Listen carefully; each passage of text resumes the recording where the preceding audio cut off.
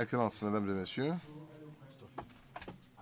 tel que Mme Anita Lassi et localement présenté, cette session a pour objectif de discuter des difficultés auxquelles nous sommes confrontés dans le secteur agricole dans la sous-région, qui a également un impact sur la sécurité alimentaire. Je ne vais pas trop intervenir parce que les gens sont déjà, les panélistes sont déjà présents. Donc, on va aller donc juste et démarrer les travaux. Nous allons parler du changement climatique, de la technologie agricole, de la production alimentaire et des emplois dans le domaine de l'agriculture, aussi bien que le financement dans ce secteur. Pour entamer les discussions, je vais demander à nos panélistes, à chacun d'entre eux, de donner un propos liminaire de pas plus de 3 minutes, avant que nous ne passions à la session des questions venant du modérateur. Je vais commencer avec M. Aubra, qui nous a rejoint en venant tous trois de l'Inde. Merci et bonjour à tout et chacun de vous. Merci pour ces mots de bienvenue. Je représente Afrexim Bank Inde et la BIDC a été un véritable partenaire pour nous. L'Afrique a aussi été l'un de nos principaux partenaires dans les activités de la banque au cours de ces 40 ou 50 dernières années. Et je suis très heureux donc de participer à cette discussion ce matin. Sur la question de la sécurité alimentaire en Afrique de l'Ouest et les chaînes agricoles, comme vous le savez, le secteur agricole est le principal pourvoyeur d'emplois dans la région de l'Afrique de l'Ouest. 65% des emplois sont dans ce secteur. Les pratiques agricoles, les coûts élevés des engrais qui ont été induits par la COVID-19, tout cela a affecté le prix des ressources alimentaires et a conduit à l'inflation. Cela a aussi mis à mal la sécurité alimentaire dans la région. Le secteur agricole donne de grandes perspectives de spécialisation au continent et aussi nous permettra aussi de faire la transformation de plusieurs produits agricoles produits dans la région. Il est nécessaire d'attirer des ressources, des investissements dans les infrastructures pour promouvoir la création d'emplois et le développement de la chaîne agricole. Et ceci dans les différentes étapes ou les différentes phases de cette chaîne pour booster la production agricole dans la région ouest africaine et tirer parti des technologies disponibles pour faire avancer aussi la question sur le continent. Il faudrait aussi adopter les pratiques agricoles nouvelles comme nous l'avons fait par le passé en Inde et aussi améliorer la qualité des formations pour pouvoir parvenir à la production donc de produits de qualité. Il faudrait apporter, en plus de la technologie, les infrastructures telles que l'énergie, le transport, les équipements de stockage, ainsi de suite. Tout ceci permettra de réduire les pertes post-récolte et aussi accélérera l'accès au marché. Il faudrait aussi créer des liens au niveau des marchés pour connecter les agriculteurs au point de vente pour les connecter donc aux consommateurs. Étendre les services financiers pour combler les besoins des populations sera aussi un aspect important et cela permettra d'avoir la sécurité financière dont ils ont besoin dans le secteur agricole. Ce sont là les quelques propos que j'ai voulu avancer en amont et je vous redonne donc la parole pour que nous puissions continuer dans cette session. Merci.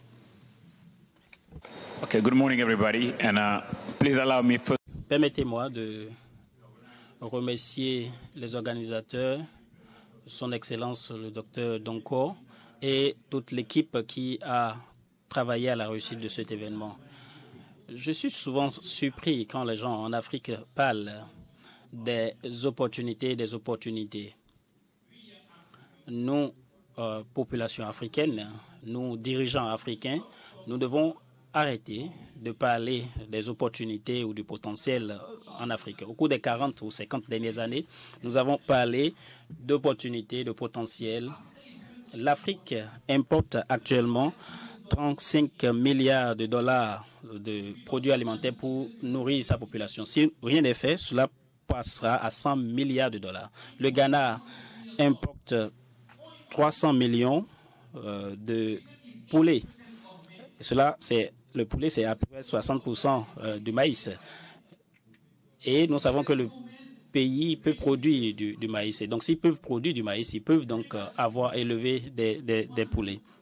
Le Sénégal, 170 milliards de francs CFA pour 10 produits pour alimenter sa population, dans un budget qui est d'environ 7 milliards de dollars. Je suis désolé de le dire aussi ainsi, cela c'est une honte pour tout chacun de nous. Et la jeunesse africaine qui est obligée de voguer sur l'océan pour risquer sa vie, alors que nous pouvons produire ces produits alimentaires localement, transformer et créer beaucoup plus de valeur pour le continent. La Côte d'Ivoire, par exemple, produit 1 million de tonnes de cajou et 90% de cela est exporté sans transformation. Au cours des 50 dernières années, les gens ont parlé d'opportunités. Nous devons arrêter ce discours et commencer à faire face à la réalité. Le faire, c'est faire taire. Permettez-moi de répéter. Le dire, c'est faire rire. Le faire, c'est faire taire. We have been talking a lot about... Nous avons beaucoup parlé des opportunités qu'il y a sur le continent. Nous avons été instruits dans les mêmes universités que les populations en Occident. Pourquoi est-ce que nous ne changeons pas la donne ici? Nous continuons à dire qu'il n'y a pas de financement, qu'il n'y a pas, que les taux sont élevés, ainsi de suite. Partout en Afrique, vous allez voir, il y a de l'eau, il y a des terres arables. Je vais partager une expérience personnelle, si vous me le permettez, dans la zone ouest africaine dans laquelle je vis depuis quelques années. Je dois vous dire que j'ai travaillé dans les banques depuis 25 ans et je n'ai jamais acheté d'obligations, par exemple, en dépit des opportunités qui se présentaient. Mais si vous mettez du maïs à terre en 6 mois, cela connaît une croissance de plus de 50% de retour sur investissement. Donc, arachide, par exemple, pour 6 mois, vous allez voir que vous aurez un retour sur investissement d'environ 25-30%. Pourquoi? Parce que il y a de l'opportunité dans ce secteur. Et ce que je pense, c'est que les banques telles que la BIDC, sous l'égide du docteur Donkor, nous avons vu qu'au cours de ces 4 dernières années, l'Afrique peut faire cela, peut réaliser cela. Nous avons mobilisé environ 1 milliard de dollars et nous avons investi cela dans des projets. Nous avons noué des partenariats avec des agences d'exportation, ainsi de suite, pour faire ce que j'appelle l'économie circulaire. Et je crois fermement que nous pouvons y parvenir. Et si nous pouvons y parvenir, allons-y. Merci. Merci beaucoup. Bonjour, mesdames et messieurs.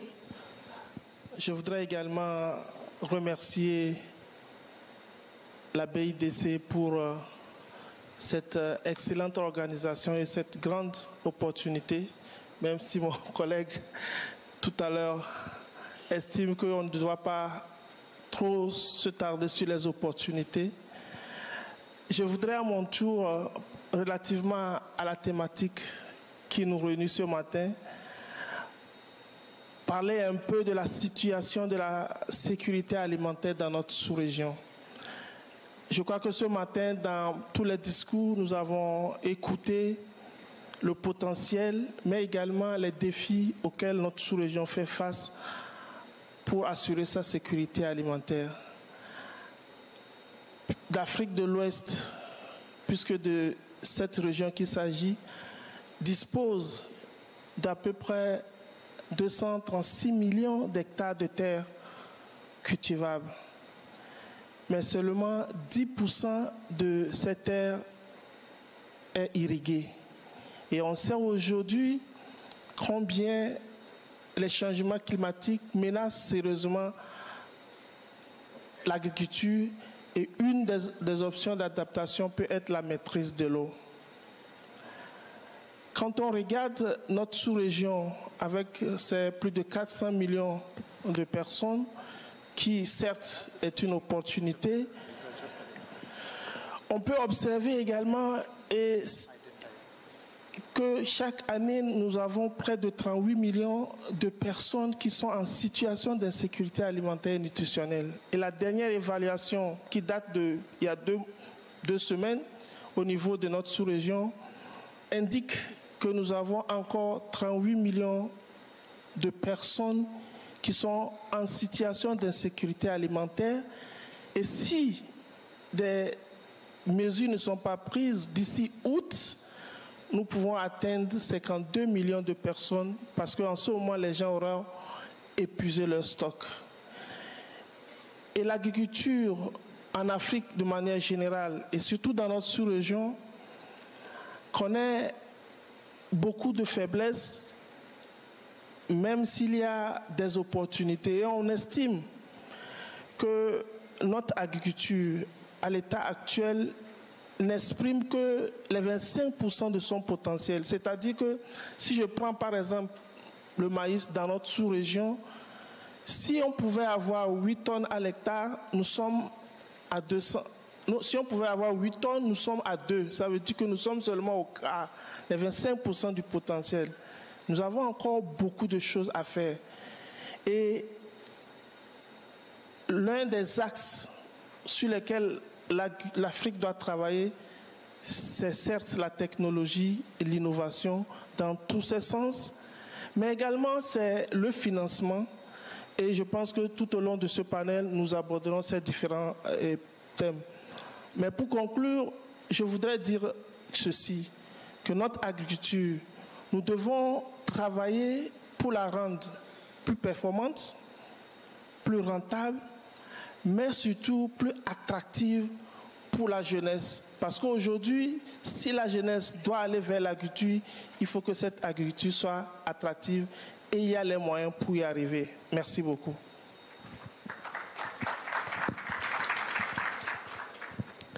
Yeah, thank you. I want to... Merci, je voudrais remercier la Banque d'investissement et de développement de la CEDEAO pour cette merveilleuse initiative qui vise à investir sur le continent africain et à mettre l'agriculture au cœur de cet effort. Assurer la sécurité alimentaire et avoir une chaîne de valeur agricole fonctionnelle, c'est très très important. Et dans ce sens, nous devons commencer déjà par déployer les unités de procession, les technologies de traitement et de développement. Moi, j'ai participé à une initiative de transformation agricole sur le continent africain. Nous n'avons parlé dans ce contexte que de technologie. Alors, comment est-ce que nous établissons, nous mettons ces technologies dans le secteur agricole? Nous utilisons une approche de chaîne de valeur. Et je pense que nous devons utiliser cette approche pour nous assurer que cette chaîne de valeur agricole sont utilisables. C'est-à-dire, cela ne doit pas seulement se limiter au niveau d'une région ou d'un pays, mais nous devons aller à une chaîne régionale, c'est une chaîne de valeur régionale, et donc traverser les frontières pour encourager donc le commerce intra-africain. L'Afrique importe 50 milliards de dollars d'aliments par an. Imaginez cela. Et si nous pouvons donc commercialiser entre nous, si nous pouvons intégrer les technologies nécessaires et investir dans les intrants agricoles, par exemple, et ne pas importer des engrais, ainsi de suite, ou des produits déjà transformés, imaginez les montants que nous pourrions garder à l'intérieur du continent. Donc nous avons donc cette opportunité et il est important que nous puissions travailler afin de créer des partenariats fermes, forts, faire le lien entre l'agriculteur et les autres acteurs pour que les agriculteurs qui constituent plus de 50% de notre population puissent être en pôle position dans cette chaîne de valeur afin que ces acteurs puissent avoir aussi, comme on dit, la capacité de négociation avec des bonnes normes et que nous puissions aussi générer des ressources et transformer leur vie. Il sera question de partenariat, de création de liens, des liens effectifs. Et aussi, il s'agira aussi d'attirer le secteur privé pour que le secteur privé puisse investir. Il ne s'agit pas seulement des gouvernements, mais aussi du secteur privé. Et ici, j'ai entendu Vista Bank, Afrexim Bank. Le secteur privé doit investir, pas investir seulement dans des chaînes de valeur locales, mais aussi des chaînes de valeur transversales. Merci. Thank you very much, distinguished gentlemen. Once we are done. Merci. Après cette session, nous allons donner l'opportunité aux participants de poser des questions. Donc, restez à l'écoute. Dr Djiwa, pour continuer sur la lancée de M. Mabouba, il a parlé du leadership comme étant un élément important pour résoudre nos problèmes d'insécurité alimentaire. Pourquoi est-ce que vous pensez, quelle est la raison qui explique le fait que nous avons passé autant de temps à essayer d'intégrer des actions d'atténuation du changement climatique dans le domaine de l'agriculture? Et de votre expérience, pour avoir travaillé dans ce secteur, quel est notre niveau de préparation à faire face à ces défis dans le domaine de l'agriculture, donc le changement climatique? Les changements climatiques, de façon schématique, c'est deux paramètres essentiels qui sont la température et la précipitation. Soit la température augmente, les précipitations sont irrégulières, diminuent le plus souvent ou augmentent et créent essentiellement des sécheresses. Ça peut être des poches, des sécheresses prolongées ou des inondations. Et on estime aujourd'hui qu'en Afrique, près de 113 millions de personnes souffrent sévèrement des effets néfastes des changements climatiques. Et c'est surtout les personnes les plus pauvres. En 2020, les inondations causées par les crues du fleuve Niger ont entraîné des crues qui ont inondé totalement près de 10 000 hectares de terre. C'est montrer combien les changements climatiques affectent la sécurité alimentaire dans notre région. Et pour y parvenir, il faut que les pays, les États se dotent des politiques et des stratégies à long terme. Dans les années 2010, la plupart des pays se sont dotés des plans d'adaptation nationaux qu'on a appelés les PANA, rapides. Mais à partir de 2015, presque tous les pays ont élaboré ce qu'on a appelé les plans d'adaptation à long terme. Et un focus important est mis sur le secteur agricole. Au niveau du secteur agricole, l'adaptation au changement climatique ne peut se réussir une fois encore que grâce aux technologies. Les technologies pour produire des semences adaptées, résilientes, des technologies de gestion durable des exploitations, donc des terres, pour faire face aux effets, mais également les informations et le partage des connaissances pour justement mettre en place des systèmes qui permettent d'alerter au plus vite les populations, les agriculteurs, les éleveurs. Et la FAO aide les États dans ce contexte. Quand je prends le cas du Togo, bien que le pays s'est aussi doté d'un plan d'adaptation à long terme depuis 2015, à la faveur donc des spécificités régionales et même de la décentralisation, la FAO accompagne présentement le Togo pour doter chacune des 5 régions de son propre plan d'adaptation qui fixe les objectifs, qui identifie les zones les plus vulnérables et qui permet justement de mener une agriculture résiliente face au changement climatique, une agriculture qu'on appelle quelquefois agriculture intelligence face au climat. Donc je pense que au niveau de l'agriculture, c'est aussi bien l'adaptation, mais l'agriculture en tant que victime est aussi contributrice des phénomènes de changement climatique, notamment à travers l'atténuation. Donc, il faut aussi, dans l'agriculture, continuer par mener une agriculture respectueuse des ressources naturelles, de l'environnement, pour qu'on ne crée pas un cercle vicieux où l'agriculture crée lui-même des problèmes pour sa fragilité. Il faut également, et on connaît par exemple dans la culture du riz, des techniques qui permettent de produire du riz en évitant de mettre assez de méthane.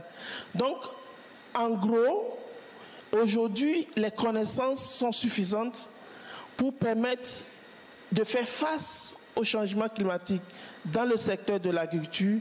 Et une fois encore, quand je parle de l'agriculture, je fais allusion à la production végétale, à la production animale, à la production halieutique et à la sylviculture. C'est l'agriculture dans son grand tas. Merci beaucoup. Thank you very much. Merci beaucoup, Monsieur Ougra. Vous avez parlé des technologies intégrées pour faire face au changement climatique. Je pense que l'Inde a un certain nombre d'expériences et votre institution aussi a participé à cette expérience. Est-ce que vous pouvez partager cette expérience avec nous, s'il vous plaît? D'accord. L'Inde, une fois encore, nous avons beaucoup de similarités avec le monde en développement. 60% de notre population est dans le secteur agricole et tout ceci, c'est souvent dans les zones rurales. Par le passé, ces zones étaient déconnectées les unes des autres.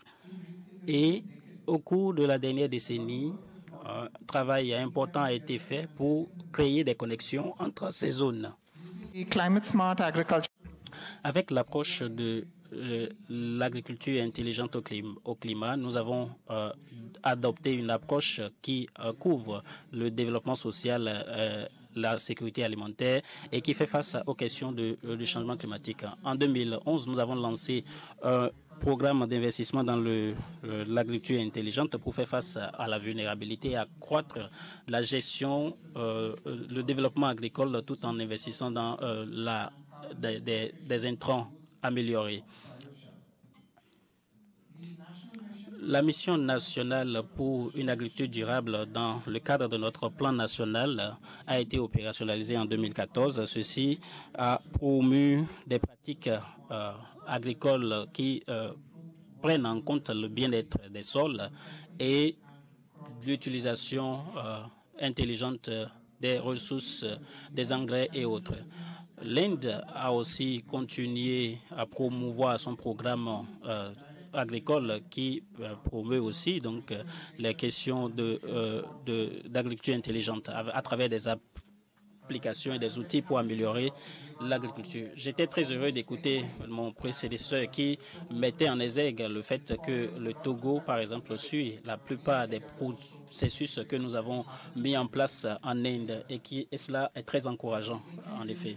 Pour accroître, par exemple, l'utilisation des sols et créer des centres dans les différents districts de l'Inde, par exemple l'utilisation des lasers pour analyser les sols et aussi l'utilisation des conseillers agricoles dans les institutions. Tout cela a apporté une grande différence.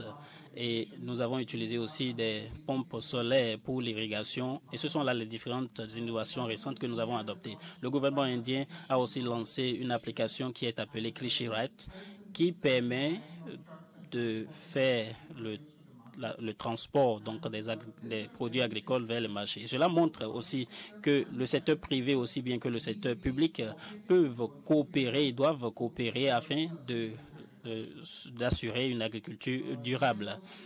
L'Inde travaille aussi à produire des produits agricoles qui respectent l'environnement. Tout ceci nécessite environ 20%. Ce type de produit ne requiert que 20% de l'eau que nous pourrions utiliser normalement. Et plusieurs autres approches ont été développées en Inde avec le International Rice Institute aux Philippines. Ceci a été partager avec d'autres pays, par exemple le Népal, ainsi de suite.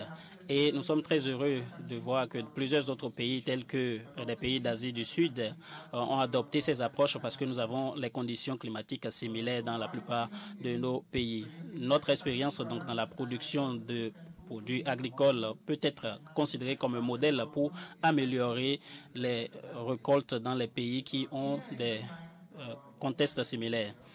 India Exim Bank, que je représente, s'engage à la cause des entreprises indiennes qui veulent se lancer à l'international. Et nous encourageons les entreprises quand elles montrent un certain intérêt sur les marchés non traditionnels, par exemple le domaine agricole et de la transformation agricole. C'est un secteur important, c'est une petite portion de notre activité, mais nous pouvons apporter une variété de produits financiers, par exemple des prêts et des garanties et d'autres investissements à travers des entreprises indiennes dans les pays, dans des autres pays. Nous avons aussi lancé il y a quelques années une initiative appelée le programme d'assistance au commerce qui fait le pont entre les petites et moyennes entreprises et nous intervenons, par exemple, quand une petite banque en Afrique qui peut ne pas être reconnue, par exemple en Inde, veut lancer une nouvelle entreprise, vous allez voir que nous faisons les vérifications et nous apportons les informations nécessaires au niveau de la contrepartie indienne pour nous assurer que la transaction puisse être réalisée sans difficulté. Et ce sont là les initiatives que nous avons déjà entamées et qui portent aussi déjà des fruits et nous espérons que cela pourra se continuer à l'avenir. Merci. Monsieur Oussoufo, vous êtes vous êtes du secteur agricole, un expert sur la base de ce que l'Inde a fait pour tirer parti de la technologie agricole pour améliorer la sécurité alimentaire. Quelles sont les technologies agricoles spécifiques, quelles sont les mesures spécifiques que votre organisation a adoptées pour faire face à la question de la sécurité alimentaire, et ceci dans le contexte du changement climatique que nous connaissons plus que bien. Merci, monsieur le modérateur. Les technologies que nous avons dit ici que nous avons un programme, par exemple, de recherche et de développement qui est au niveau donc, de la Banque africaine de développement. Nous tirons parti de 11 technologies, des centres de recherche plutôt de technologies agricoles. Et ces technologies sont sur un catalogue en ligne. Si vous tapez par exemple TAP Africa, vous allez accéder à ce catalogue en ligne. Et comme je l'ai dit, nous avons deux approches. La première approche consiste à s'assurer que nous mettons les technologies au cœur des projets et des programmes publics et des investissements de l'État. Et la deuxième approche, c'est faire investir le secteur privé dans le secteur de l'agriculture. Nous avons réalisé, par exemple, que si un gouvernement comme le gouvernement du Togo veut investir dans une principale chaîne de valeur, vous allez voir que peut-être 10 ou 15 ans après, la technologie ne va pas être adoptée. Mais avec la bonne technologie, cela pourrait porter les résultats. Par exemple, sur les récoltes, nous essayons, sur les intrants, nous essayons d'avoir les meilleurs intrants possibles. Nous parlons de changement climatique et Ogra avait parlé de cela. Il s'agit des semences qui sont résilientes au changement climatique. Nous parlons d'une situation où nous devons passer d'une agriculture basée sur la pluviométrie sur une agriculture plus développée technologiquement. Et cela permettra donc de mettre les bons engrais qu'il faut, pas seulement cela, mais aussi avoir les bonnes pratiques agricoles parce que l'un sans l'autre ne fonctionne pas. Et il faut être très stratégique, c'est-à-dire trouver le bon processus pour le bon marché, le marché spécifique que nous voulons cibler. Donc nous avons une myriade de technologies au niveau de la transformation que nous avons proposées aux agriculteurs. Et nous ne pouvons pas parler de technologie aujourd'hui sans parler de l'agriculture numérique.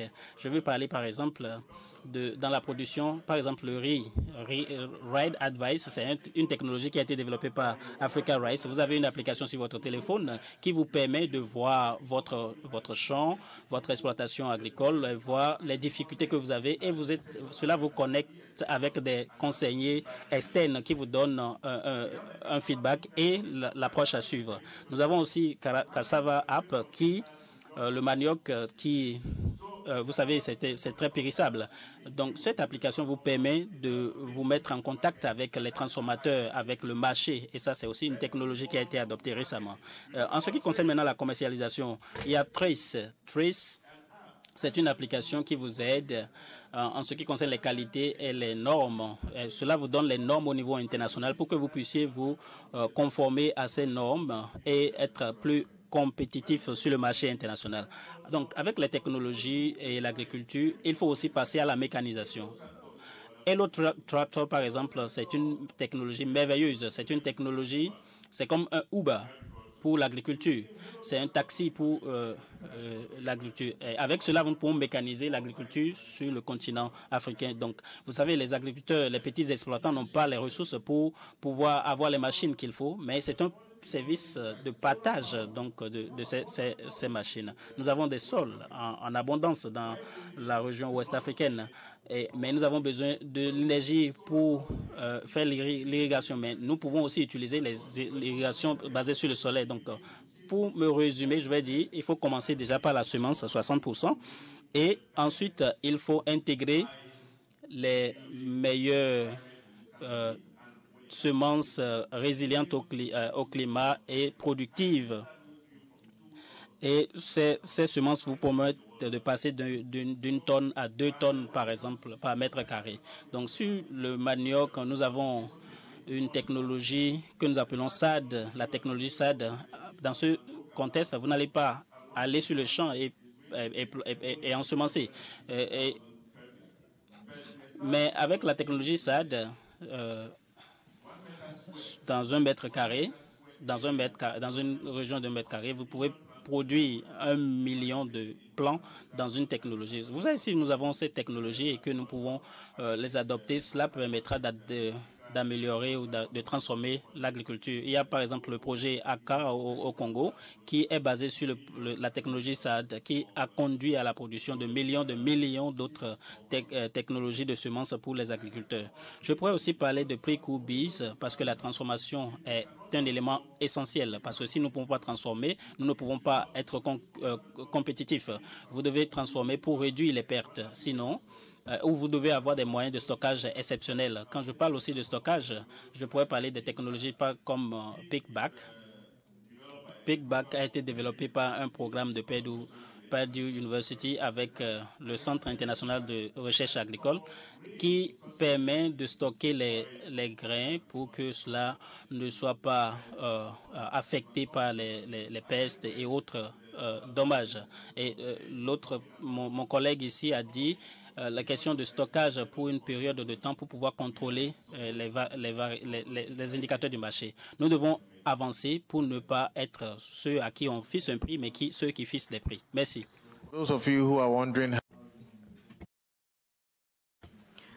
Pour ceux qui se demandent comment améliorer la chaîne de valeur agricole, vous savez qui contacter. Docteur Maboba, je vous connais depuis 4 ans et à chaque fois que vous parlez d'agriculture,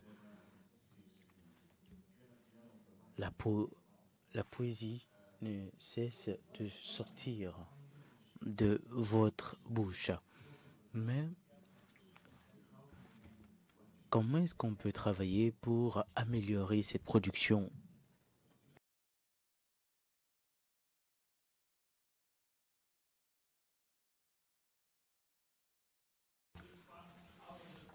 Alors, des 4 kg des nourritures pour nourrir les poulets, 8 kilos, c'est le maïs. Regardez le Mali, le Burkina, n'a pas beaucoup de pluie.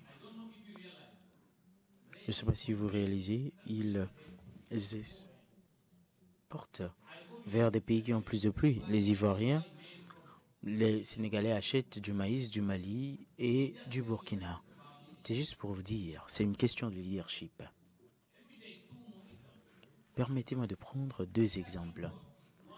L'importation du Sénégal, c'est 1,5 million de tonnes métriques de riz. Pour arrêter l'importation de 1,5 million de tonnes métriques de riz, vous devez cultiver sur 300 millions d'hectares. Pour cultiver sur 300 000 hectares, vous devez dépenser 1,2 million de dollars. Vous allez se dire, c'est de gros chiffres, mais au niveau d'un pays, ce n'est pas un grand nombre. 1,2 million de dollars, divisez cela sur 10 ans. Si vous êtes ambitieux, vous pouvez diviser cela sur 5. Mais disons cela sur 5. Ça fait 210 000 dollars. Ça fait quoi pour un pays? C'est rien du tout. Cultiver 300 000 hectares, divisez cela par 5-10 hectares. Et vous avez une agriculture intelligente. Il faut, pour amener les gens dans le secteur agricole, il faut que ce soit l'agriculture intelligente. Donc, il y a plusieurs choses qui sont gérées par le téléphone et c'est fait non seulement en Israël, mais le Nigeria le fait également. Maintenant, aujourd'hui, quand on parle de l'exportation, on voit qu'avec 9% d'exportation et on voit 400 francs le kilo, 300 le kilo fois 1 million de tonnes métriques, ça fait 400 milliards. Et c'est moins de 625 millions de dollars. La Banque d'investissement et de développement de la CEDEAO a financé les fabriques de cajou. Et quand on était parti visiter les entreprises, on a vu 300-400 femmes qui travaillent dans ces entreprises. Pouvez-vous imaginer 1 million de tonnes métriques divisé par ces 400, vous avez 4 kilomètres de route pour pouvoir produire la somme qu'il faut pour les cajous. Maintenant, si on divise les 1 million par 600 000, ça fait 1,2 milliard de dollars. Donc maintenant, on part 1,5 million de dollars de valeur. Vous devez bâtir plus de 5 entreprises et cela crée 15 000 emplois pour la jeunesse. Je crois que si les leaders africains veulent créer de l'emploi pour la jeunesse, ils doivent tirer profit de la technologie, de l'agriculture et ils doivent aider à en bénéficier. Prenons l'exemple du Ghana, du cacao. Depuis que j'étais un jeune banquier, j'entendais toujours qu'il y a un syndicat pour le conseil du cacao et chaque fois, il y a des prêts.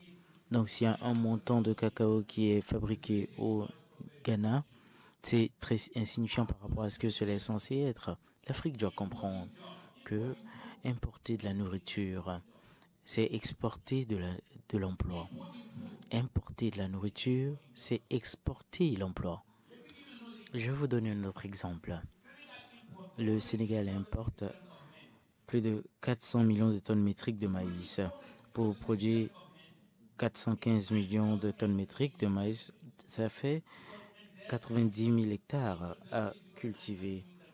Donc, je suppose qu'ils utilisent 5 millions de tonnes métriques par hectare. En Argentine, c'est environ 8 millions de tonnes métriques. Au Ghana, c'est 13. Aux États-Unis, ils ont fait 18 tonnes métriques par hectare. En tirant profit de la technologie, en ayant de bonnes semences. Et également, il faut que les gouvernements africains et nos gouvernements continuent de soutenir l'infrastructure agricole. En Afrique, on parle d'infrastructure. Les gens pensent que c'est une question de construction de routes et de ponts. Je vous assure que non. En allant en Israël, par exemple, le gouvernement viendra faire l'aménagement de la terre il va emporter l'irrigation. Et maintenant, le secteur privé vient cultiver. Je l'ai illustré par les exemples du Dr Asenso que vous pouvez créer des milliers d'emplois, nourrir les gens, et ça devrait être notre priorité. Je vous en remercie. Merci beaucoup, Dr Mabouba. Monsieur Diwa, Dr Mabouba a parlé des céréales. 6 milliards de déficit existent en matière de commerce de la CEDEAO, en matière de céréales avec les BRICS avec l'Europe et les États-Unis. Nous importons environ 4 milliards de dollars de riz dans la sous-région chaque année. Et l'année passée, l'Inde a décidé de placer l'embargo sur l'exportation de riz. Et nous avons commencé à paniquer et les prix ont gonflé. Est-ce qu'il y a des récits de réussite dans la sous-région, dans les 15 pays où on peut apprendre, vu votre expertise et le mandat de votre organisation? Very much. Je vous remercie beaucoup. Yeah. La production de céréales en Afrique est estimée à peu près à 177 millions de tonnes pour 2023, très récent. Et cette valeur est en baisse de 1,6% par rapport à la production de 2022. Cela suppose que tous les problèmes que nous avons énumérés, y compris la productivité, est en baisse. Et dans le cas spécifique de l'Afrique de l'Ouest, nous sommes à 77 millions de tonnes de céréales produites au cours de la campagne passée. Et la baisse est également observée, elle est de 0,6%. Mais quand on va dans la production du riz, il y a heureusement à dire, parce que notre sous-région a produit 27 millions de tonnes de riz, et c'est le record pour l'Afrique de l'Ouest. Cette campagne, exceptionnellement, il y a eu beaucoup de production de riz, et ceci à la faveur d'abord du climat qui a été clément, mais aussi d'un certain nombre de politiques qui ont été mises en place par certains États. Et un exemple que nous pouvons citer ici comme champion, c'est le Nigeria, par exemple. Le Nigeria est le premier producteur de riz en Afrique. Et le Nigeria est passé de 3 millions de tonnes dans les années 2011 à cette année 5 millions de tonnes de riz blanchi. Il est suivi par la Guinée, puisque vous voulez des exemples de pays où ça marche. On peut citer aussi le Mali, ces deux pays avoisinent 2 millions. La Côte d'Ivoire a aussi beaucoup investi dans la production du riz.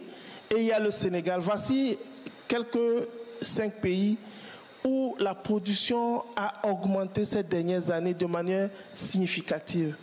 La leçon qu'on peut tirer, et cet exemple peut se voir aussi au Burkina, au Togo, mais la leçon qu'on peut tirer, c'est que, comme tous les confrères l'ont dit, ces pays ont fait des réformes, ont mis en place des politiques d'investissement, d'aménagement, de maîtrise de l'eau, et surtout des mesures politiques pour protéger le marché local, encourager la transformation locale en mettant en place des unités de transformation du riz blanchi en Afrique.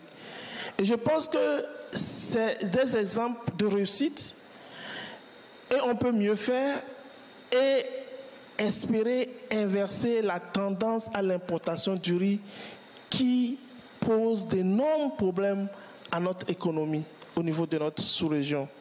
On peut citer encore beaucoup d'exemples, mais je voulais revenir sur l'aviculture, puisque vous avez parlé de l'aviculture dans la sous-région, l'élevage des poulets. Je pense que la Côte d'Ivoire, c'est un exemple aussi à regarder de près et à prendre. Parce que la Côte d'Ivoire est passée de 80 milliards d'investissements vers les années 2010 à 250 milliards en 2021-2022. Et aujourd'hui, c'est un secteur, la Côte d'Ivoire fait partie des pays où presque la totalité des besoins du pays en viande de volaille est assurée.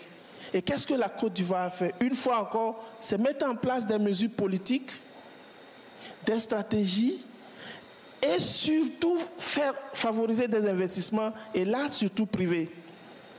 Un investissement le long de la chaîne, comme l'a dit mon collègue, tout le long de la chaîne, du poussin d'un jour à la provendeurie, mettre en place des unités de transformation modernes, des abattages et mettre sur le marché du poulet produit localement.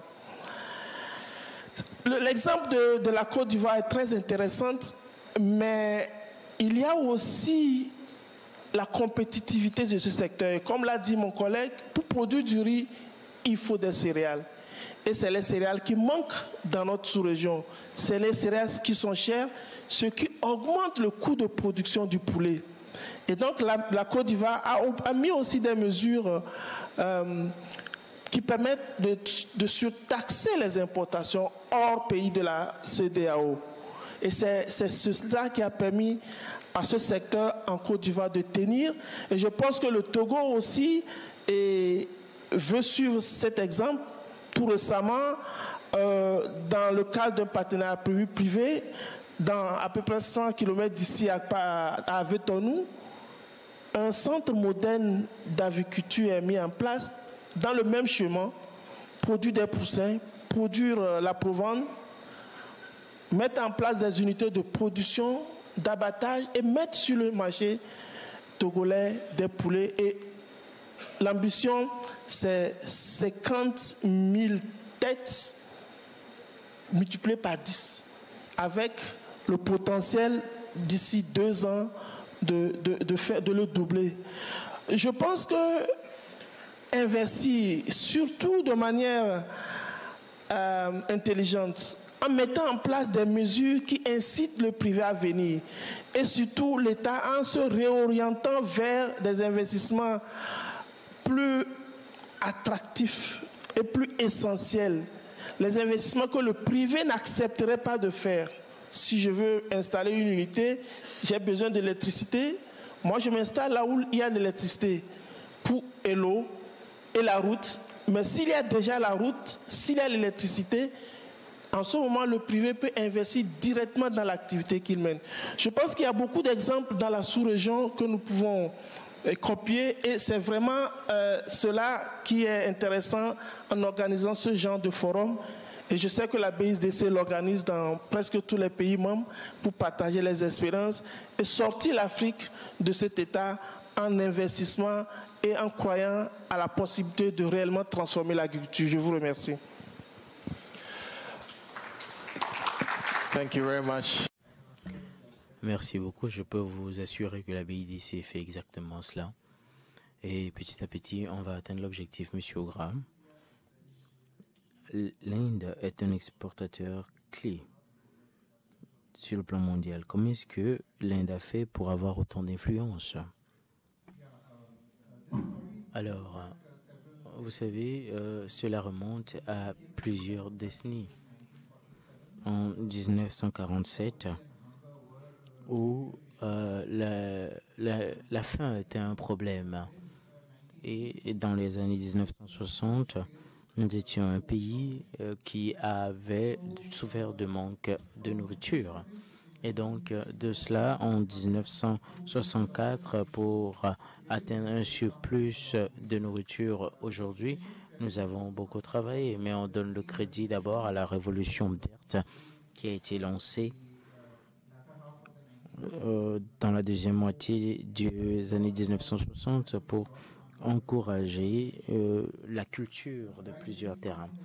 Donc, l'agriculture basée sur le riz, c'est la priorité de plusieurs fermiers en Inde, et la productivité a accru de manière significative depuis l'indépendance de l'Inde. Et dans la deuxième moitié, nous avons été autosuffisants dans la production de la nourriture et nous avons également des surplus. Maintenant, pour ce qui est de la production de riz, nous sommes maintenant les deuxièmes producteurs dans le monde après la Chine et environ 85% à 90% du riz de l'Inde a plusieurs variétés.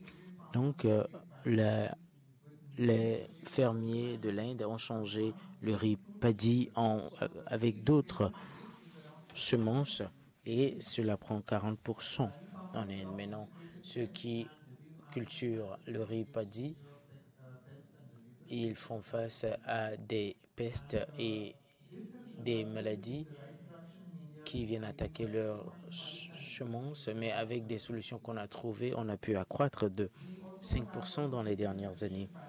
Également, pour ce qui est le système d'acquisition de paddy, on a pu avoir beaucoup venant des fermiers et de Food Corporation de l'Inde pour pouvoir tout mettre dans une organisation centrale de l'Inde. Le gouvernement maintenant fait le remboursement pour l'acquisition des semences et cela a réduit le coût de transport et a augmenté l'efficacité de la passation de marché ou de l'achat. Maintenant, l'augmentation de la production du riz a été soutenue par l'amélioration des pratiques en matière de technologie et de culture. Ça a apporté de la valeur ajoutée et un marketing très large a fait que l'Inde est devenue un exportateur majeur aujourd'hui. Et maintenant, les politiques appropriées en matière agricole et les efforts du secteur privé en matière d'exportation de riz a contribué également à ce phénomène. Sur la base de la haute exportation de riz, le pays a pu avoir l'opportunité de pouvoir exporter à plusieurs pays et maintenant le fait d'avoir des prix réduits a permis à l'Inde de pouvoir exporter à des prix réduits à plusieurs pays en voie de développement.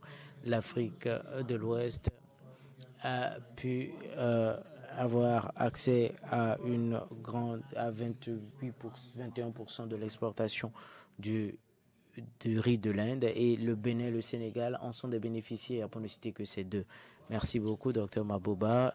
Quelques éléments de l'agriculture. Nous avons parlé des engrais, n'est-ce pas? Et on a un déficit de 500 millions de dollars avec la croissance de la capacité de production. Nous pouvons parler du Nigeria et du Ghana. Comment pouvons-nous, en tant qu'IFD, aider à améliorer l'approvisionnement des engrais pour améliorer la production des aliments dans le pays ou en Afrique de l'Ouest? Vous savez, quand on parle de l'agriculture, les engrais, c'est une composante. Les semences, les bonnes semences, les pesticides, avec la formation sophistiquée des fermiers, c'est d'une importance capitale. Mais revenons d'abord aux engrais. Je suis très heureux de voir que le président de l'association africaine des engrais est dans la salle.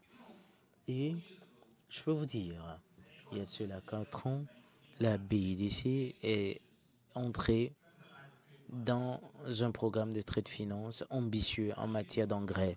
C'est sous le leadership, bien sûr, du Dr Donko et la haute direction a pu mobiliser environ 400 millions de dollars de lignes de crédit de trade finance. Nous avons mobilisé plus de 100 millions de CAPEX et nous voulons soutenir les gens qui font dans le commerce des engrais. À la fin, moins de 20 millions de dollars ont été dépensés.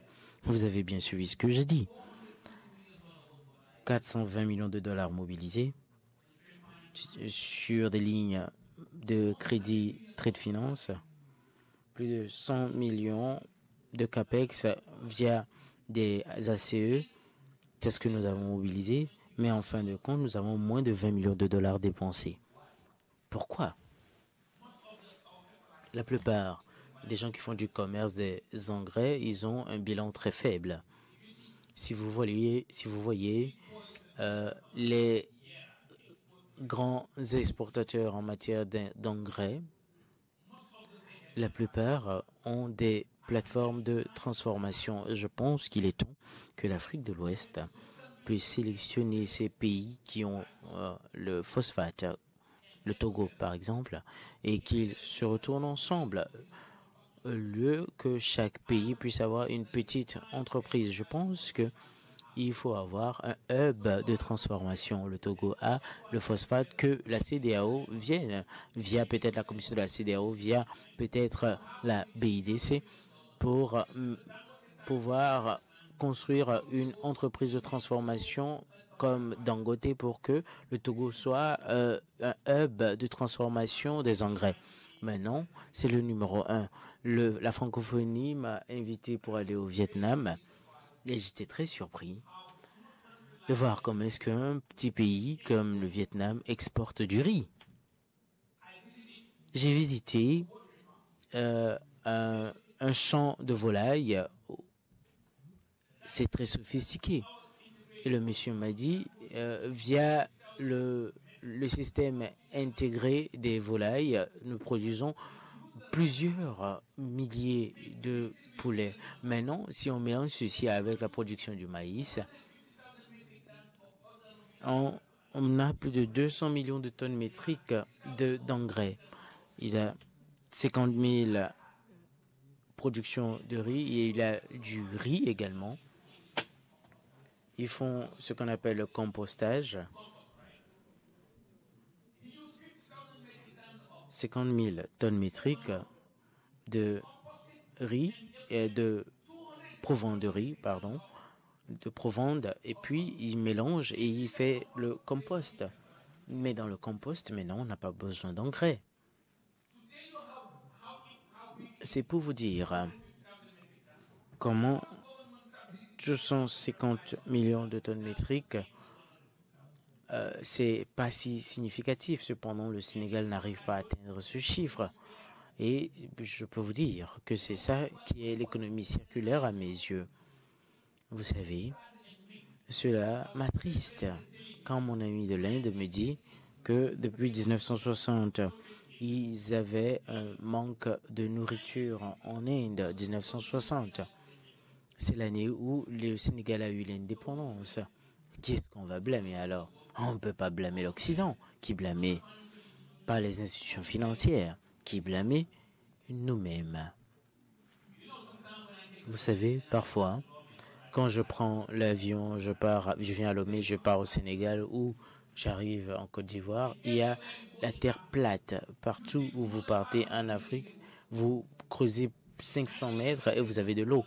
Et si le Nigeria peut avoir du pétrole, ça veut dire que creuser 500 mètres, c'est pas un problème. Et je crois fermement qu'en mettant nos finances de concert, et nous avons une institution AAA, la BAD, nous avons la BOAD qui a une notation de la catégorie investissement, et ce n'est pas un problème. Nos leaders et la gestion de la région, ils doivent faire les choses comme cela se doit. Le Burkina Faso, ils ont également du phosphate, n'est-ce pas? Dangote a prouvé que si le secteur privé veut faire de grandes choses, soutenu par les IFD comme la BIDZ, Afrixim, la BOAD, la BAD, nous pouvons plus tous avoir les ressources nécessaires pour réaliser cela. Si je ne me trompe pas, le Nigeria importe rarement des engrais. Pourquoi? Parce qu'il y a 15-20 ans de cela, son Excellence Obasanjo s'est levé, il dit ça doit s'arrêter, ça s'est arrêté, n'est-ce pas? Et je crois fermement que si la région mobilise les ressources financières avec la volonté régionale de l'accomplir, ce sera fait. Merci beaucoup. Merci beaucoup. Nous avons 15 minutes pour clôturer. Monsieur Nsofo, la ZLECAf, comment est-ce qu'on peut se tirer profit de cela pour réduire la faim dans la sous-région et améliorer le commerce agricole? Bien sûr, La zone de libre-échange continentale africaine est une opportunité merveilleuse, surtout si on considère qu'en 2030, on parlera de 1,7 milliard de personnes, on parlera de 6,7 000 milliards de dollars dans ce domaine. Donc aujourd'hui, nous importons 50 milliards de dollars USD et si nous pouvons commencer à ce niveau en gardant cela en Afrique, ce serait bien. Nous parlons également de la production des engrais. Il faut juste 400 millions USD pour pouvoir avoir une entreprise d'engrais, n'est-ce pas? Mais il faut alors des milliards pour importer les engrais en Afrique. Si on commence par investir, ce serait bien parce que l'Afrique doit nourrir l'Afrique. Nous avons dans nos centres des technologies appropriées. Si le secteur privé peut venir investir en collectant ces semences, des semences hybrides en Afrique.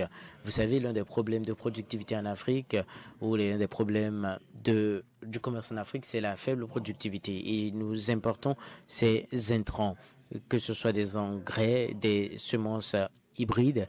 Et à chaque fois que nous importons, nous exportons l'emploi et nous perdons de l'argent. Et si nous adoptons alors une bonne technologie pour ceux qui concerne les semences hybrides, c'est bon pour l'Afrique et nous allons commencer à exporter dans les autres pays. Si je prends le blé, c'est un mythe en Afrique parce qu'on pense qu'on ne peut produire cela qu'en Occident. Maintenant, la guerre russo-ukrainienne a fait que nous devons trouver des sources de blé. Qu'est-ce qui s'est passé avec les recherches que nous faisons avec ECADA? Nous avons pu identifier des semences, des variantes de semences qui peuvent être produits en Éthiopie, produits au Soudan, et cela est exporté. Et c'est même produit au Nigeria, c'est produit en Tanzanie. Je veux dire qu'on doit produire pour nous-mêmes.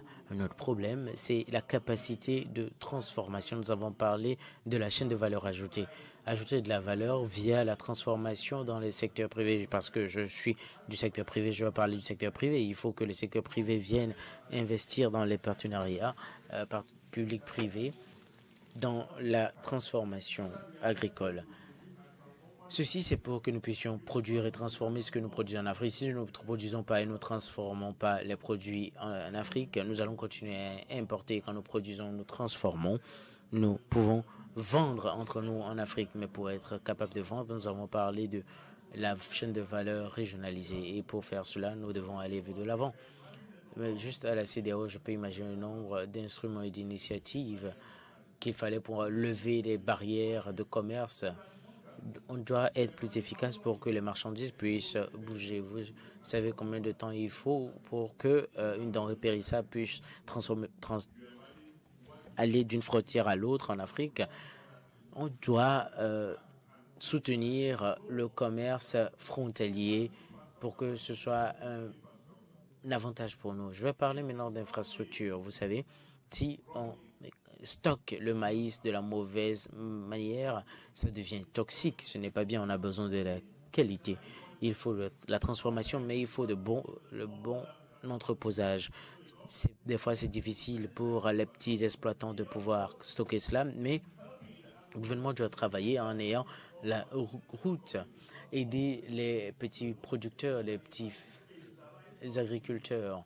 Il faut avoir des entrepôts appropriés pour qu'on puisse entreposer les produits, négocier avec les entreprises, négocier les prix et être les décideurs des prix. Il faut s'intéresser dans la chaîne de valeur. Vous savez, l'information du marché est très importante également. On a plus d'informations par rapport à ce qui est produit en dehors de l'Afrique que ce qui est produit en Afrique. J'ai aimé ce que mon co-panéliste a dit parce que nous sommes en train de développer des marchés pour cela. Nous produisons beaucoup de riz en Afrique de l'Ouest, mais grâce à l'information qu'on vient de nous dire, nous sommes en train d'exporter ce riz en Afrique de l'Est. Maintenant, on dit que exporter, c'est une solution à mi-terme parce que quand on produit en Afrique de l'Ouest et on envoie les bonnes semences en Afrique de l'Est, c'est déjà une situation difficile parce qu'il y a des restrictions qui existent. Il faut qu'on soit capable de mettre en place des bonnes mesures phytosanitaires. Il faut pouvoir aider les uns les autres à comprendre les normes et les qualités des intrants agricoles et pouvoir les faire traverser les frontières. Ceci est une opportunité que la ZLECAf pourrait nous offrir. Merci beaucoup. Nous allons prendre quelques questions de l'audience. Si vous en avez, bien vouloir lever la main. Est-ce qu'on peut envoyer les micros derrière? On va prendre 3 questions pour la première salve et ensuite on prendra encore 3 questions pour la deuxième salve avant de conclure. Il y a une main derrière. Est-ce que le micro peut lui parvenir?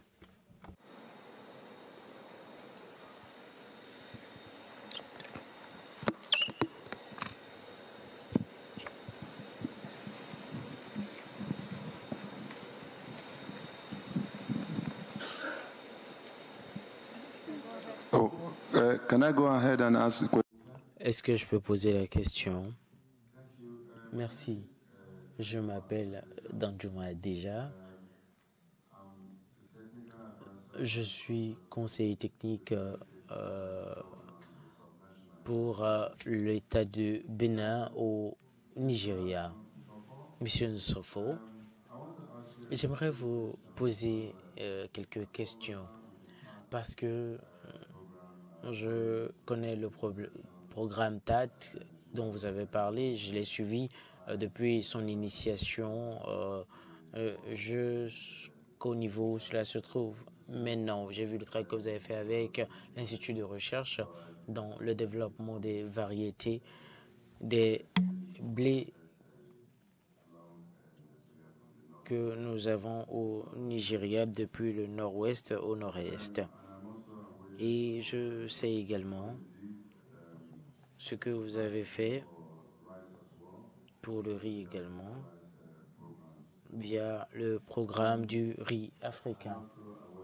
Je sais également ce que vous avez fait pour le manioc et sa variété. S'il vous plaît, faites vite poser la question, nous n'avons pas beaucoup de temps. J'aimerais demander comment est-ce que les uns et les autres dans les différents pays ont accès à ces assistances spécifiques pour ce qui est de ces programmes pour aider chaque agriculteur, que ce soit le petit agriculteur ou les grands agriculteurs, pour l'accès à ces technologies. Oui, devant ici. Juste devant, s'il vous plaît.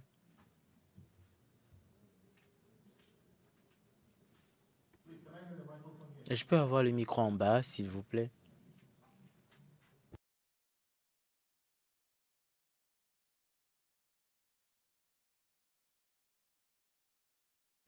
Docteur Mabouba, l'histoire de la Côte d'Ivoire m'intéresse. Vous savez, numéro 1 en cajou, numéro 2 en cacao, numéro 3 en café. Qu'est-ce qui les empêche d'ajouter de la valeur? Par exemple, en ayant du chocolat, en ayant du cajou fini, au lieu de l'envoyer à nos frères en Inde pour avoir un produit fini, qu'est-ce qui les retient? Parce qu'ils ont la matière première, n'est-ce pas? Le Ghana n'est pas non plus en retard par rapport à ces 3 denrées. C'est quoi la contrainte? Et la dernière question que j'ai pour vous également, c'est par rapport aux engrais. J'ai été dans des conférences où on a dit que les engrais, c'est une urgence en Afrique. Pourquoi on traite cela comme un vaccin Covid? J'étais dans un panel avec Vera Songwe et nous avons parlé de la question des engrais.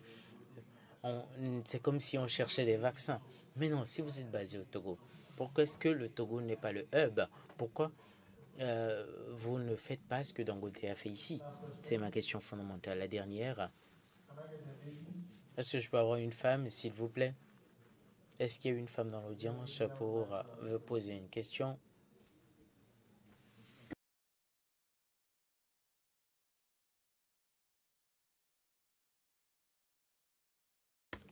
Bien vouloir lui donner le micro, s'il vous plaît.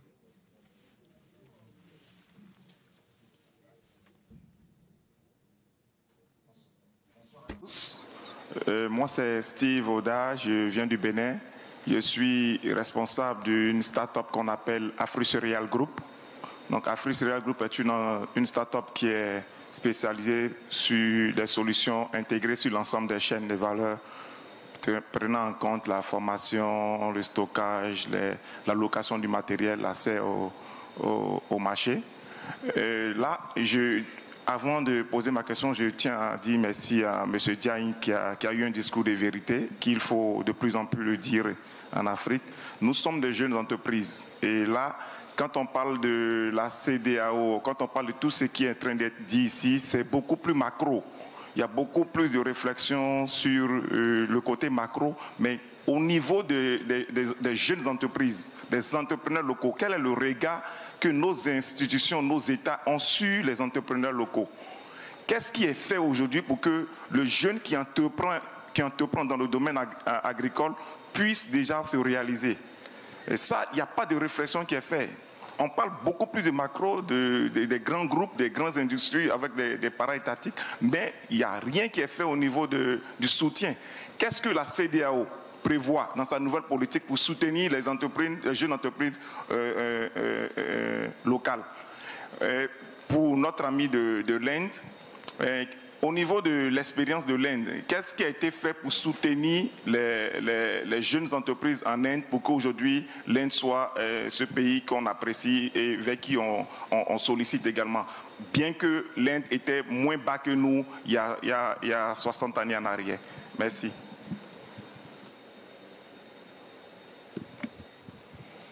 Thank you very much. Merci, Dr Mabouba. Si vous pouvez apporter des éléments de réponse aux questions qui ont été posées. D'accord. Je vais commencer déjà par dire, quand vous prenez un pays comme l'Allemagne, ce qu'ils ont fait il y a de cela 70 ans, savez-vous qu'en Allemagne, 80% des taxes qui sont collectées par l'État viennent des petites et moyennes entreprises, c'est-à-dire 80% de la recette. En Afrique, c'est le contraire. En Afrique, le gouvernement collecte 80% de ces taxes auprès des grandes entreprises. Et c'est ici que nous sommes déjà dans le faux. Et quand notre collègue du Nigeria parlait de la chaîne de valeur, je vais vous donner une illustration avant de revenir à votre question. Vous allez dans une ville appelée Mannheim en Allemagne. Est-ce que vous savez que le groupe BASF, vous connaissez le groupe BASF? C'est un conglomérat dans le domaine chimique. Et BASF a carrément créé la ville de Mannheim. Ils ont créé l'entreprise et ils ont créé des centaines de petites entreprises qui se connectent donc à la chaîne de valeur de BASF. Et si vous vous avez une demande, si vous êtes une petite et moyenne entreprise, on vous demande par exemple de vendre des papiers toilettes, et ainsi de suite, à une grande entreprise, avec l'ordre d'achat, toutes les banques peuvent vous financer et après vous faites la structuration qu'il faut pour le paiement. Donc, qu'est-ce qu'il faut pour soutenir les petites et moyennes entreprises? Il faut encourager ce qu'on appelle le programme Promesse. Le programme Promesse que le gouvernement allemand a développé, ce programme vise à dire aux banques comme Akabank, ainsi de suite, financer les petites et moyennes entreprises. Et je vous donne une garantie de 20 ou 30% sur votre investissement. Et pour vous assurer que vous soyez un investisseur responsable, les 10% vous reviennent, par exemple. C'est, par exemple, quelque chose que la CEDEAO peut faire, peut-être au niveau étatique, créer un fonds pour les petites et moyennes entreprises au niveau de la CEDEAO et appuyer des banques telles que la BIDC pour mobiliser des financements au nom donc de la CEDEAO, au nom donc des États de la CEDEAO et utiliser ces ressources comme une garantie de première demande. On peut faire une situation de ce type. Deuxièmement, et désolé de le dire ainsi, si les gouvernements commandent des engrais ou d'autres produits, ils le font au niveau des grandes entreprises. Et je suis heureux de voir que des pays comme le Bénin ont des petites entreprises dans le domaine agricole qui veulent changer la donne dans la chaîne de valeur. Troisième chose à prendre en compte, et ce n'est pas une critique que je fais au niveau contre la Banque africaine de développement, mais c'est une banque. Et désolé de le dire ici ouvertement comme cela, c'est une banque qui peut faire de l'argent, imprimer de l'argent. Qu'est-ce que je veux dire par cela? C'est-à-dire, c'est une institution à notation triple A. Quand vous êtes triple A, cela veut dire vous pouvez mobiliser des ressources au taux les plus faibles qui soient. La CEDEAO, l'Union africaine, par exemple, peut dire à la BAD, allez-y, mobilisez 2 milliards, 3 milliards en notre nom. Et utiliser cela comme une garantie. Et nous allons, à travers ces ressources, appuyer les petites et moyennes entreprises et les grandes entreprises dans toute la chaîne de valeur agricole. Mais afin de pouvoir pour s'assurer que ces petites et moyennes entreprises ne soient pas en situation de défaut, nous allons repartir à ce que notre collègue nigérien a dit. Le gouvernement travaille avec les blocs régionaux, par exemple COMESA, la CEDEAO, ainsi de suite, pour investir dans l'agriculture, travailler le terrain, mettre les ressources en eau, et comme la Zambie et d'autres pays l'ont fait, et mettre un programme adapté. Par exemple, au Zimbabwe, ils n'importent plus le maïs. En Zambie, ils n'importent plus le maïs. Malawi, c'est pareil. Pourquoi? Parce qu'il y a de cela 10 ans, il y a de cela 15 ans, le gouvernement a mis en place un programme d'intrants et d'approvisionnement. Et il faut aussi faire usage des technologies. Par exemple, les agriculteurs peuvent recevoir les intrants et aller au niveau de n'importe quel négociant agricole pour acheter des intrants agricoles et ne plus non recevoir de l'argent, mais comme un troc. Dans un pays comme le Sénégal, désolé de le dire, vous allez dire que le gouvernement, si vous allez par exemple à la frontière entre la Mauritanie, vous allez voir que l'engrais qui a été acheté par l'État est en train de traverser la frontière. En Zambie, au Zimbabwe, au Malawi, ce qu'ils font, c'est à travers la technologie qu'ils font ce suivi. Pour revenir maintenant à votre question, en ce qui me concerne, je crois que l'industrialisation est la solution. Mais il est facile de le dire que de le faire. En tant que banquier expérimenté, ce que je n'arrive toujours pas à comprendre, aujourd'hui, s'il devrait y avoir une chose facile à avoir, c'est le financement des machines. C'est peut-être le domaine de financement le plus simple à travers les agences de crédit à l'exportation, à travers l'Europe, l'Inde et l'Asie. Tous ces pays sont disposés à le faire.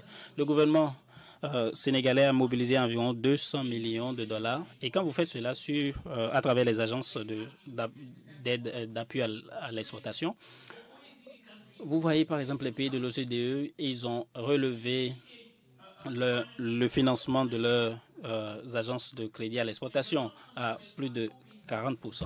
On appelle aux pays de la CEDEAO, utiliser cette opportunité pour industrialiser les économies africaines.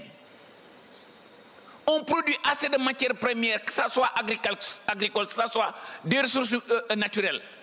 Regardez un pays comme la Guinée. La Guinée exporte. Les Saoudiens viennent acheter le bauxite. Regardez tout le trajet que le bauxite doit faire jusqu'à aller en Arabie Saoudite pour que l'aluminium se produise et qu'il le ramène sur l'Afrique. Le Nigeria a du gaz. Le Sénégal a du gaz. Pourquoi la CEDEAO ne pourrait pas faire gas to power 500, 600, 1000 mégawatts 500 mégawatts pour demander au Sénégal, demander au Nigeria, demander à la Côte d'Ivoire, exporter le courant, aider la Guinée à construire à travers les banques de développement comme la BIDC, comme la Banque africaine de développement, de construire des smelters. Ça ne doit pas être difficile. Et je lance un appel à nos leaders de réfléchir sur l'industrialisation de l'Afrique. On a l'expertise pour le faire. Aujourd'hui, la jeunesse africaine a été éduquée dans les meilleures universités du monde. On a travaillé dans les meilleures banques de développement du monde. Moi, des fois, je me demande qu'est-ce qui manque. On a tout pour que ça se fasse. On a tout pour que ça se fasse. Peut-être la volonté politique qui manque. Je vous remercie. Thank you. Mr. Osofo. Merci, M. Osofo. comment est-ce que les agences ou les entités infranationales accèdent à vos technologies?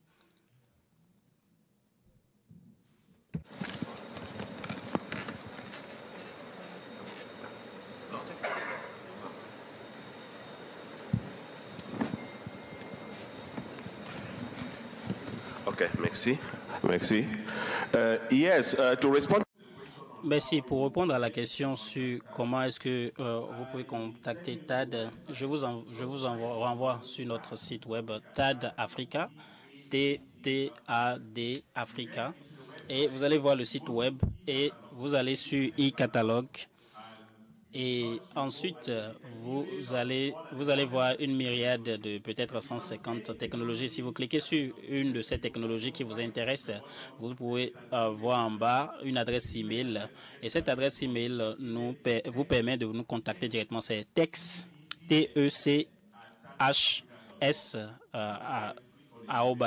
@tagafrica.org. Vous nous inscrivez, nous pourrons nous vous répondrons. Et si vous avez besoin de plus d'informations, vous pouvez me contacter directement. Je peux vous donner le lien. Vous pouvez accéder au site le plus rapidement possible. Nous sommes là et nous pourrons vous donner les technologies les plus adaptées à votre contexte et vous connecter aux meilleurs fournisseurs. Merci. Merci beaucoup. Malheureusement, nous devons mettre fin à cette session. Nous sommes en retard de plus de 40 minutes. Merci à tous les panélistes. Merci aux participants pour votre coopération.